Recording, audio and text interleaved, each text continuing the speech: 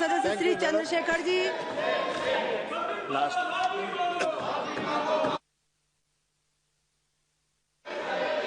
धन्यवाद सभापति जी। मणिपुर देश का अभिन्न अंग है, वहां महिलाओं एवं बच्चों की सुरक्षा सुनिश्चित की जाए। यह केवल एक राज्य का नहीं बल्कि यह मुद्दा देश की अस्मिता और गरिमा से जुड़ा हुआ है। अतः वहां शांति व्यवस्था बहाल कर महिलाओं एवं बच्चों को सुरक्षित माहौल प्रदान किया जाए।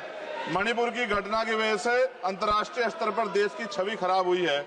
मुझे ऐसा लगता है ये तभी होता है जब सरकार को कुर्सी से ज्यादा प्यार होता है और जनता के हित से कम प्यार होता है। न्यूनतम समर्थन मूल्य किसानों को मिले, बिजली के बिल माफ हो, किसानों का कर्ज माफ हो। सरकार को समझना होगा कि किसान मजबूत होगा तभी देश की अर्थव्यवस्था मजबूत होगी। खाद पर सब्सिडी बढ़ाई जाए, यूरिया नहीं मिल रहा है, खाद का वितरण पारदर्शिता लाई जाए। यदि समय रहते सरकार ने संज्ञान नहीं लिया तो वो दिन दूर नहीं कि देश में खाद्य संकट हो जाएगा। महोदया, गया में महाबोध विहार प्रकरण जो है, वहां से बुद्ध समाज में चिंता है और आक्रोश भी है। सरकार उसका हल करे, बुद्धिस्टों को उनका हक दे, जैन समाज की भावना का भी सम्मान रखे और ईसाइयों में भी हमले बंद हो और बहुजन महापुरुषों के विचारों को कार्य और पाठ्यक्रम में शामिल किया जाए।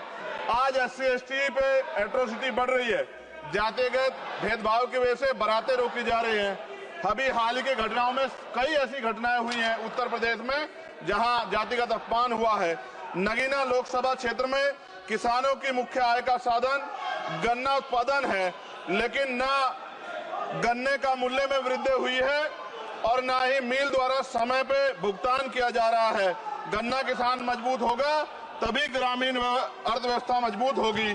साथ साथ SC/ST का प्रमोशन में रिजर्वेशन नहीं दिया जा रहा है, उल्टा निजीकरण करके नौकरी खत्म की जा रही है, बैकलॉग नहीं भरा जा रहा है, पुरानी पेंशन बहाल नहीं की जा रही है।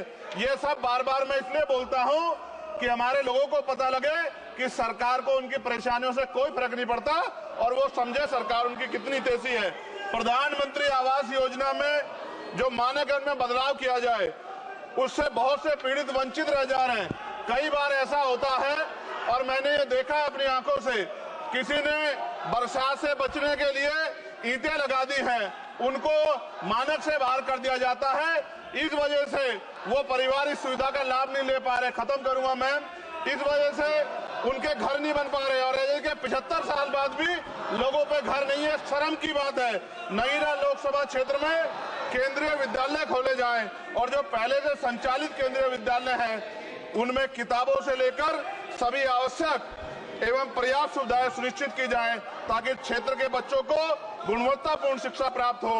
और अंत में मैं खत्म करते हुए कहना चाहता हूं, अभी ईद का त्योहार आ रहा है, हम भी ये देखेंगे और देश भी ये देखेगा कि सरकार उनको कितनी मदद करा के उस आयोजन को, उस त्योहार को मनवाने में मदद करेगी, जैसे अन्य धर्मों को लगातार मदद कर रही है, क्योंकि भारत एक धर्मनिरपेक्ष राष्ट्र है। मोदी जी, खत्म कर रहा हूँ, खत्म करिए तो आवाज का हाल देख लो आप। क्या करिए, कंप्लीट करिए प्लीज। भारत एक धर्मनिरपेक्ष राष्ट्र है, लेकिन मैं ऐसा समझता हूँ जिनकी सरकार है उन्हीं की बात होगी।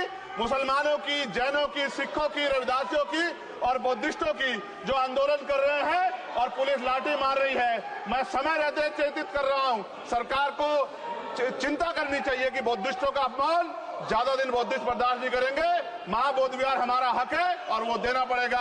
आपका बहुत बहुत धन्यवाद। जय भीम, जय भारत।